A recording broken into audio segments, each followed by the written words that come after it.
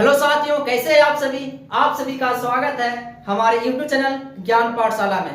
आज हम लोग बायोलॉजी का बहुत ही बेहतरीन टॉपिक ग्लैंड को पढ़ने वाले हैं। इसमें एक होता है अंतःस्रावी ग्रंथि और एक होता है बाह्यस्रावी ग्रंथि। इस सारी ग्रंथियों के बारे में अध्ययन करेंगे और अच्छे से समझेंगे, तो वीडियो का अंत तक बने हुए रहेगा ताकि पूरा का पूरा आपको समझा सके। ठीक है, ये ग्रंथियां होती क्या है सर? तो ग्रंथियां में हार्मोन भी निकलती है और एंजाइम भी निकलती है जो हमारे शरीर के लिए अति महत्वपूर्ण है। ठीक है, एक हार्मोन जो होता है हमारे वृद्धि कमी करने का बहुत सारी बीमारियों में काम आती है, एंजाइम भी वैसे आते हैं। ठीक है, तो इस सारी चीजों का अध्ययन यहाँ पे करने वाले हैं। सबसे पहले देरी न करते हुए आइए क्लास को स्टार्ट करते हैं। तो वीडियो का अंत तक बने हुए रहे ताकि पूरा का पूरा समझ सके। ठीक है, तो एक होता है अंतःस्रावी ग्रंथि और एक क्या होता है? बाह्यस्रावी ग्रंथि। अंतःस्रावी ग्रंथि उसे कहते हैं जिसमें नलिका के काम होता है। अंतःस्रावी ग्रंथि से निकलता है हार्मोन और बाह्यस्रावी ग्रंथि से निकलता है आपका एंजाइम निकलता है। क्या निकलता है? एंजाइम निकलता है, समझेंगे। ठीक है, तो पहला हो गया अंतःस्रावी ग्रंथि और दूसरा क्या हुआ? बाह्यस्रावी ग्रंथि। बाह्यस्रावी ग्रंथि से क्या निकलती है सर? एंजाइम। अंतःस्रावी ग्रंथि से क्या निकलती है? हार्मोन निकलती है। ये होता क्या है कि जो आपका अंतःस्रावी ग्रंथि जो हार्मोन निकलता है वो डायरेक्ट टू डायरेक्ट कहां ले जाता है? तो डायरेक्ट आपको रक्त में मिलाता है। अंतःस्रावी ग्रंथि कहां मिलाता है? रक्त में मिलाता है। इसको मिलाने के लिए नली वली की जरूरत नहीं पड़ता है, डायरेक्टली किसे मिलाता है? रक्त में मिलाता है, इसलिए नली की जरूरत नहीं पड़ता है। तो बताइए अंतःस्रावी ग्रंथि कैसी है? तो नलिका विहीन, इसमें नली की जरूरत नहीं है। उसी प्रकार बाह्यस्रावी ग्रंथि है सर। तो बाह्यस्रावी ग्रंथि नलिका युक्त यानी इसमें नली होती है। इसमें क्या होती है? नली होती है, यानी एक स्थान से दूसरे जगह पर एंजाइम को आप ये भेजता है। ठीक है, तो इसीलिए बाह्यस्रावी ग्रंथि क्या होगा? नलियुक्त होगा और अंतःस्रावी ग्रंथि क्या होगा? नलिका विहीन होगा। इसको इंग्लिश में एक्सोक्राइन कहते हैं, इंडोक्राइन कहते हैं और इसको एक्सोक्राइन कहते हैं। ठीक है, तो ये अंतःस्रावी ग्रंथि से क्या निकलती है? हार्मोन। और बाह्यस्रावी ग्रंथि से क्या निकलती है? एंजाइम निकलती है। तो सर ग्रंथि तो अलग अलग होगी, लेकिन यहाँ पर एक ग्रंथि ऐसा हमारे शरीर में जो इसको हम लोग बोलते हैं मिश्रित ग्रंथि। जैसे हम लोग को मिश्रित अर्थव्यवस्था है भारत में ना, उसी तरह से एक मिश्रित ग्रंथि भी है। उस ग्रंथि का क्या नाम है सर? तो ग्रंथि का नाम है अग्नाशय ग्रंथि। क्या नाम है? अग्नाशय ग्रंथि। कौन सा ग्रंथि है? अग्नाशय ग्रंथि। पूछेगा मिक्स्ड ग्लैंड किसे कहते हैं सर? तो मिक्स्ड ग्लैंड किसे कहते हैं? तो मिक्स्ड ग्लैंड अग्नाशय ग्रंथि कहते हैं, जिसमें से आपका एंजाइम भी निकलता और हार्मोन भी निकलता है। आरी बात सुन में, इसीलिए इस ग्रंथि क्या बोलेंगे? अग्नाशय ग्रंथि कहेंगे। ठीक है, तो क्लास को आगे बढ़ाते हैं। ये आपका ग्रंथि के बारे में जानकारी थी, जिसमें अंत और बाह्य किसे कहते हैं। तो आज हम लोग पढ़ने वाले हैं अंतःस्रावी ग्रंथि को। किसको पढ़ने वाले हैं? अंतःस्रावी ग्रंथि पढ़ने वाले हैं। ठीक है, तो ध्यान से देखिएगा। अंतःस्रावी ग्रंथि क्या पढ़ने वाले हैं? तो अंतःस्रावी ग्रंथि पढ़ने वाले हैं सर इंडोक्राइन। क्या पढ़ने वाले हैं? इंडोक्राइन ग्लैंड पढ़ने वाले हैं। ठीक है, ध्यान से सीखिएगा इसको। सबसे पहली बात, इसमें कुछ फिगर आता है जो आपको माइंड में सेट कर सके, इसलिए अगर वैसे ही लिखेंगे तो याद आपको हो नहीं सकता, लेकिन अगर फिगर से बनाएंगे सर तो आसानी पूर्वक आपको याद हो सकता है। ठीक है, ध्यान से देखिएगा। जैसे करने का मतलब सपोर्टेड, मान लीजिए एक व्यक्ति है। ये क्या है? व्यक्ति है। क्या है? एक व्यक्ति है सर। ठीक है, व्यक्ति बना दिए। ये क्या बना दिए? व्यक्ति बना दिए। ठीक है, व्यक्ति ठीक ठीक दिख रहा है नहीं? तो ये व्यक्ति बना दिया, इसलिए बनाया सर क्योंकि माइंड में पूरा का पूरा आपको सेट कर सके। ठीक है, ऐसे लिखने से याद उतना नहीं होता। देखिएगा इस व्यक्ति में, देखिए सर ये पहला आ गया सर खोपड़ी आ गया। इसका क्या आ गया? पहला खोपड़ी आ गया। तो सवाल पूछा जाता है कि बताइए ये वाला ग्रंथि कहाँ पे पाया जाता है, ये वाली ग्रंथि कहाँ पे पाई जाती है। तो सभी ग्रंथियों का अगर फिगर के माध्यम से समझेंगे तो आसानी पूर्वक से आपको समझ पाएंगे और याद भी हो पाएंगे। ठीक है, तो समझिएगा। सबसे पहले बात तो सर यहाँ पे जो होता है बीच सेंटर में, वो कौन सी ग्रंथि होती है? खोपड़ी में। तो ये ग्रंथि का नाम है आपका पीयूष ग्रंथि। कौन सा ग्रंथि है? तो पीयूष ग्रंथि है सर। कौन सा ग्रंथि है? पीयूष ग्रंथि। कौन सा ग्रंथि है? पीयूष ग्रंथि है। कौन सा ग्रंथि? पीयूष ग्रंथि। सबसे पहले ग्रंथि समझेंगे कहाँ कहाँ पाए जाते हैं, उसके बाद ग्रंथि का कौन कौन काम होता है, इससे कौन कौन सी बीमारी संबंधित है, सभी चीज समझने वाले हैं। धैर्य रख करके वीडियो को आराम से अंत तक बने हुए रहिएगा। ठीक है, तो बीच में क्या होता है? पीयूष ग्रंथि। इसके ठीक बगल में क्या होता है सर? तो हाइपोथैलेमस होता है। क्या होता है? हाइपोथैलेमस होता है सर। कौन सा ग्रंथि होता है? हाइपोथैलेमस ग्रंथि। और ठीक इसके ठीक पीछे एक ग्रंथि होता है सर, जिसको हम लोग बोलते हैं पीनियल ग्रंथि। क्या बोलते हैं? पीनियल ग्रंथि बोलते हैं। क्या बोलते हैं? पीनियल ग्रंथि। इसी को कहा जाता है आपका जैविक घड़ी भी बोलते हैं। क्या बोलते हैं? जैविक घड़ी बोलते हैं। जैविक घड़ी कहे तो बायोलॉजिकल क्लॉक कहते हैं, ठीक है। तो खोपड़ी में कितने ग्रंथि पाई जाती है? 3 ग्रंथियां। पहला पीयूष, दूसरा हाइपोथैलेमस, तीसरा कौन सा हो गया? पीनल ग्रंथि हो गया, ठीक है। उसी प्रकार आपका आता है गला में, तो गला में कौन सा ग्रंथि पाया जाता है सर? तो गला में आपका थायराइड ग्रंथि पाया जाता है। कौन सा होगा? थायराइड ग्रंथि होगा। कौन सा होगा? थायराइड ग्रंथि होगा सर। कौन सा ग्रंथि होगा? तो थायराइड ग्रंथि होगा, ठीक है। उसके बाद यहाँ पर इसके बगल में इस तरह से बिंदु आकार में 4 होते हैं, उसका क्या होता है सर? तो वो होता है आपका थायराइड ग्रंथि हो गया, और ये होगा आपका पैराथायराइड ग्रंथि होगा। क्या होगा सर? पैराथायराइड ग्रंथि होगा। क्या होगा? तो पैराथायराइड ग्रंथि होगा, ठीक है। अब दूसरा सवाल यहाँ से ये बनता है सर कि यहाँ अगर ये जैसे कहने मतलब यहाँ पे एक हार्ट हो गया सर, क्या हो गया? हार्ट हो गया। तो हार्ट के ठीक बगल में यहाँ पर एक हार्मोन होता है, इस हार्मोन का नाम क्या होता है? तो इस हार्मोन का नाम होता है थाइमस ग्रंथि। कौन सा? सॉरी, हार्मोन बोल रहे हैं। कौन सा ग्रंथि आएगा? तो थाइमस ग्रंथि आएगा। कौन सा आएगा? तो थाइमस ग्रंथि आएगा। तो थाइमस ग्रंथि दिल के ठीक बगल में राइट साइड कौन सा ग्रंथि आएगा? थाइमस ग्रंथि होगा, ठीक है। उसी प्रकार अगला होता है किडनी होता है सर। क्या होता है? किडनी होता है। जैसे कहानी मतलब किडनी हो गया, तो किडनी के ऊपर कौन सा होता है सर? तो किडनी के ऊपर आपका होता है एड्रिनल ग्रंथि। कौन सा होगा? एड्रिनल ग्रंथि होगा। कौन सा ग्रंथि होगा? एड्रिनल ग्रंथि। फिर से ग्रंथि क्या सीखेगा? खोपड़ी में कितने ग्रंथि? 3। पीयूष ग्रंथि, हाइपोथैलेमस और पीनल ग्रंथि, ठीक है। गला में कितने ग्रंथि? 2, थायराइड और पैराथायराइड ग्रंथि, ठीक है। दिल के बगल में कौन सा ग्रंथि है? थाइमस ग्रंथि है। और ये किडनी के ऊपर कौन सा होगा? एड्रिनल ग्रंथि हो जाएगा। और यहाँ पे ये कौन सा ग्रंथि होता है? ये होता है जनन ग्रंथि। कौन सा होगा? जनन ग्रंथि होगा, जो आपका मादा में भी होगा और नर में नहीं होगा, ठीक है। ये अंतःस्रावी इतने सारे ग्रंथियां हैं। और एक सवाल और छूट गया सर कि अंतःस्रावी में तो अग्नाशय ग्रंथि भी तो आता है, तो सर बीचे बीच सेंटर में कौन सा होगा जो दोनों के लिए होता है? तो अग्नाशय ग्रंथि होगा। कौन सा होगा? अग्नाशय ग्रंथि होगा, ठीक है, जिसे हम लोग मिश्रित ग्लैंड मिश्रित ग्रंथि कहते हैं। तो ये ग्रंथियां आपको नाम था। अब समझने वाले किस ग्रंथियां को क्या काम आने वाले, ठीक है। तो ध्यान से देखिएगा सर। पहला आया पीयूष ग्रंथि, यानी पीयूष ग्रंथि क्या होता है कि जो हम मतलब बौना पर होता है, लंबा होता है, यानी जिसको बोलते हैं वृद्धि हार्मोन। वृद्धि हार्मोन मतलब वृद्धि किसके कारण से होता है? तो पीयूष ग्रंथि से होता है। तो पीयूष ग्रंथि को और क्या बोल सकते हैं? तो वृद्धि हार्मोन। पूछेगा आपसे कि वृद्धि हार्मोन का कंट्रोलिंग किसके पास है? तो पीयूष ग्रंथि के पास है, ठीक है। जो आप सोचते हैं, जो आप पढ़ते हैं, जो याद करते हैं, वो सबके सब कहाँ एकत्रित होता है? पीयूष ग्रंथि में होता है, ठीक है। इसको इंग्लिश में हम लोग मास्टर ग्लैंड भी कहते हैं। क्या कहते हैं? तो मास्टर ग्लैंड भी कहा जाता है इसको, ठीक है। अगला सवाल बनने वाला है किसके बगल में सर? हाइपोथैलेमस। क्या? हाइपोथैलेमस, यानी शरीर को तापमान को नियंत्रित कौन करता है? शरीर का तापमान, शरीर का क्या होगा? तापमान, शरीर का तापमान का नियंत्रण कौन करता है?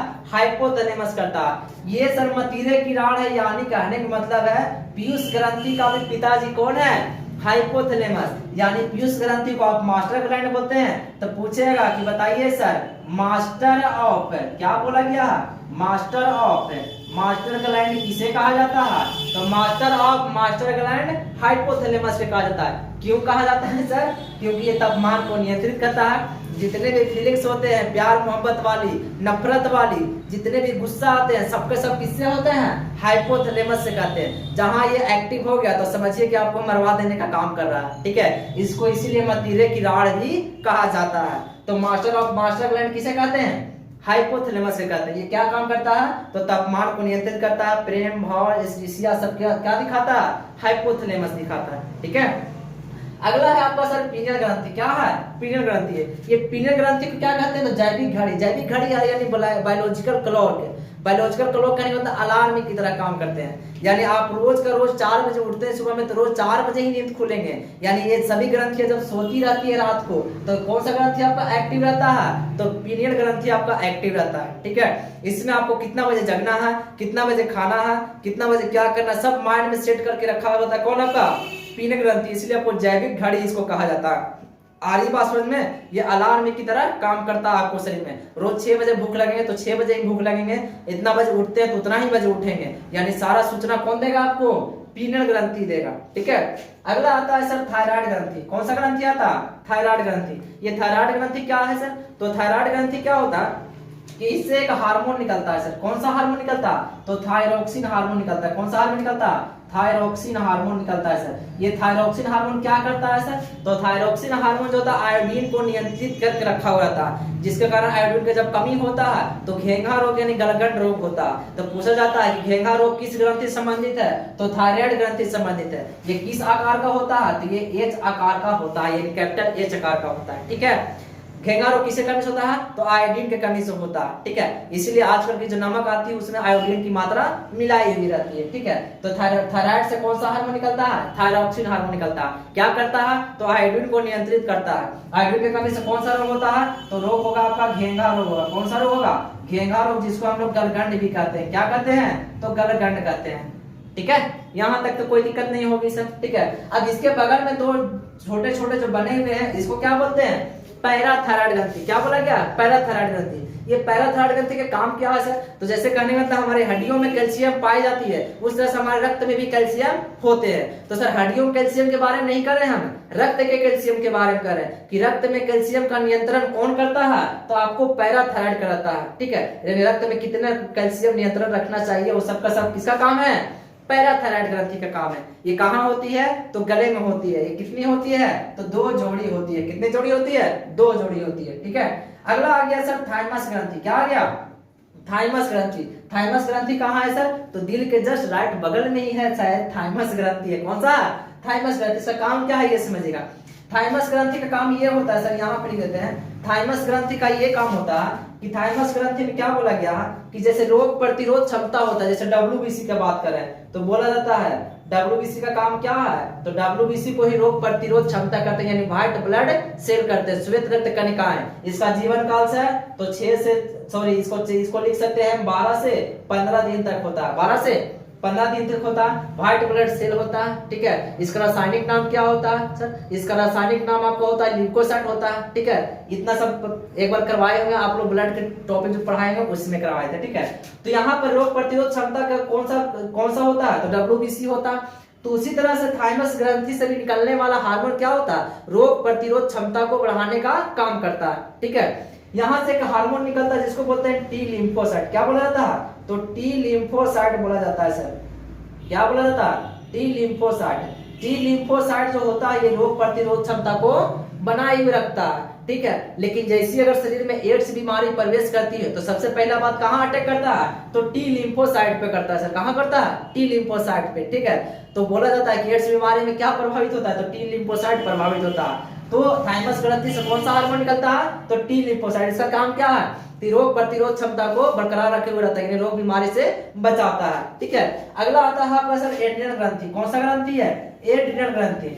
एड्रिनल ग्रंथि का काम क्या है सर? तो एड्रिनल का काम ये है कि जब आप उसी मुसीबत में होते हैं जहां पे करो या मरो का सिचुएशन आता है, उस समय ये ग्रंथि क्या होती है? एक्टिव हो जाती है। उस समय ग्रंथि क्या होती है? एक्टिव हो जाती है सर। तो एक्टिव होना क्या है कि जब आप मरने या फिर मारने की स्थिति में होते हैं तो उस समय एक्टिव ही होती है, यानी कि जब भी कोई अगर उस समय मुसीबत आ गया तो उसमें होता है क्या? फाइट करो या फिर फ्लाइट करो, यानी लड़ना है तो लड़ो और नहीं तो भागना है तो भाग लो। तो इसलिए इसको बोला जाता है एड्रिनल ग्रंथि को, यानी लड़ो या उड़ो। क्या बोल सकते हैं? लड़ो या उड़ो।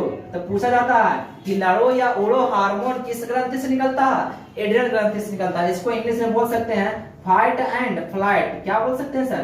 Fight and flight hormone. क्या बोल सकते हैं? Fight and flight. तो फाइट एंड फ्लाइट किस ग्रंथि को कहा जाता है? एड्रिनल ग्रंथि को कहा जाता है। आर्य भाषण में जैसे सामने शेर आ गया सर, तब लड़ाई की क्या करें? भागे। तो उस समय कौन सा ग्रंथि काम करने वाला? आपका एड्रिनल ग्रंथि काम करने वाला है। ठीक है, अगला आपका है जनन ग्रंथि। जनन ग्रंथि क्या होती है? तो जनन ग्रंथि कहने मतलब जिसमें जनन की प्रक्रिया होती है उसे हम जनन ग्रंथि कहते हैं। जनन ग्रंथि किस किस में पाई जाती है सर? तो नर में भी पाए जाते हैं और मादा में पाए जाते हैं। ठीक है, उम्मीद हुआ कि आप लोग का पूरा ग्रंथि याद होने वाली होगी। तो फिर से रिवीजन कर लेते हैं सर। खोपड़ी में कितने ग्रंथि? 3 ग्रंथि। पहला पीयूष ग्रंथि। पीयूष ग्रंथि का काम क्या है? तो कहने का मतलब लंबा यानी बौना पर जो होता है वो कौन सा हार्मोन करता है?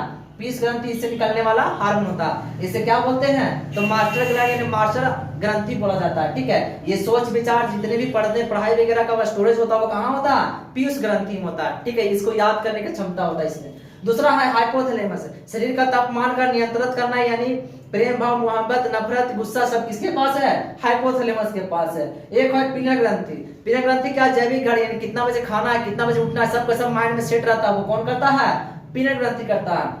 दूसरा आपका थायराइड ग्रंथि। थायराइड ग्रंथि कैसा होता है? तो एच आकार का होता है। इसमें से कौन सा हार्मोन निकलता है? तो थायरॉक्सिन हार्मोन निकलता है सर। ये किसके कमी से ये प्रभावित होता है? तो आयोडीन के कमी से होता है, जिसको कारण से घेंगा रोग होता है। ठीक है, अगला इसके बगल में दो पेयर का जो जोड़ी बना हुआ उसको में से कौन सा हार्मोन निकलता है? सॉरी, वो कौन सा ग्रंथि होता है? तो पैराथायराइड ग्रंथि होता है। क्या होता है? पैराथायराइड ग्रंथि। इसका काम क्या होता है सर? तो ये रक्त को कैल्शियम में क्या करता है? नियंत्रित करके रखता है। ठीक है, अगला आपका है क्या? अगला है थाइमस ग्रंथि।